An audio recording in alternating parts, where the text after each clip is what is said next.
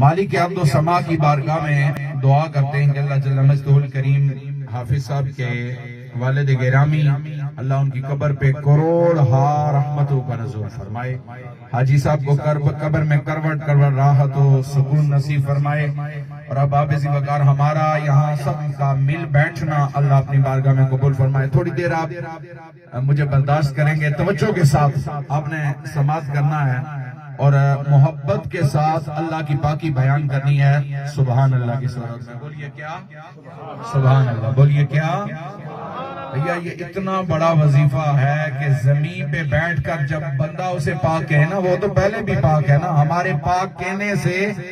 اس کی ذات پہ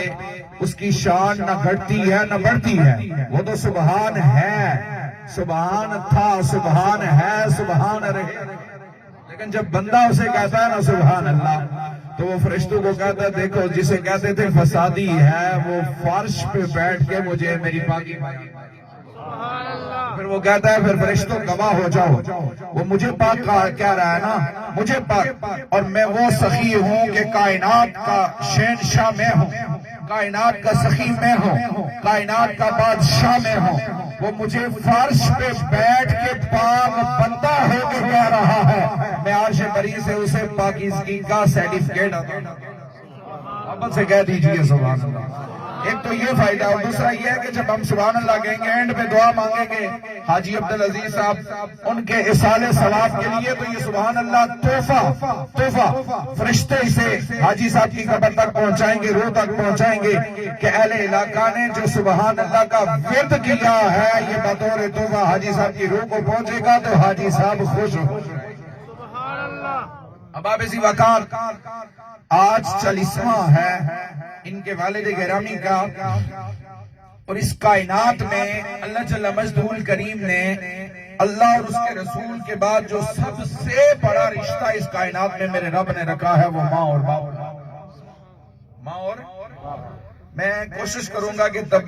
تقریر اصلاحی ہو، آج ضرورت اس امر کی ہے کہ ہم اپنی اصلاح کریں اس پرفتن دور میں، حقائق جو قرآن و حدیث کی روشنی میں ہم پہچانے جانے، اور اصل جو دین کا میسج اور پیغام ہے وہ ہم تک پہنچے، اور آج کی نوجوان نسل کی ضرورت ہے کہ ان کی اصلاح کی جائے، اور انہیں تاکہ پتہ چلے کہ ٹائم زیادہ سوشل میڈیا پہ نہیں دیا جاتا، ٹائم زیادہ والدین کی خدمت میں دیا جاتا۔ محبت سے کہتے ہیں سبحان اللہ۔ سبحان اللہ۔ اللہ جل مجدہ الکریم نے عظیم رشتہ اس کائنات میں، اگر خدا اور مصطفیٰ کے بعد اللہ نے کوئی رشتہ رکھا ہے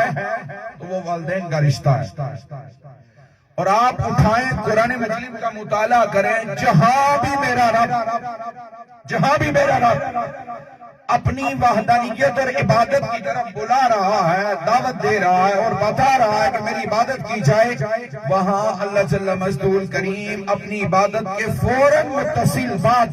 جس بات کا ہمیں حکم دیتا ہے وہ یہ دیتا ہے کہ وَبِالْوَالِدَيْنِ إِحْسَانًا، والدین کے ساتھ حسن سلوک کیا جائے، والدین کے ساتھ حسن سلوک کیا جائے۔ دیکھیں ہم یہ دعا کی مجلس ہے، اور اب آپ اسی وقت دعا ہم نے مانگنی ہے رب سے، اور وہ رب جو ہماری شارک سے بھی زیادہ قریب ہے۔ قرآن مجید فرما رہا ہے نا، سنیے،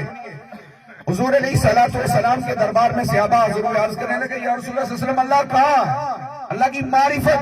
کا سوال ہو رہا دربار حبیب کبریا میں کہ یا رسول اللہ کہاں ہے؟ تو جو میرے نبی نے جواب دیا، جبریل امین یہ آیت لے کے اترے، فرمایا اذا سألک عبادی انی فإنی قریب، توجہ اے حبیب میرے بندے، اللہ فرما رہا ہے میرے بندے، اذا سألک عبادی، آہا کتنا پیار بڑا جملہ ہے، اللہ فرما رہا ہے عبادی میرے، اولاد باغی ہو جائے تو والد کہتا ہے میں نے آگ کر دیا، ارے 100 برس کا بھی بندہ گنہگار ہو، رب کہتا ہے میرا بندہ ہے، فرمایا عبادی میرے محبوب میرے بندے سوال کر رہے ہیں کہ اللہ کہاں ہے،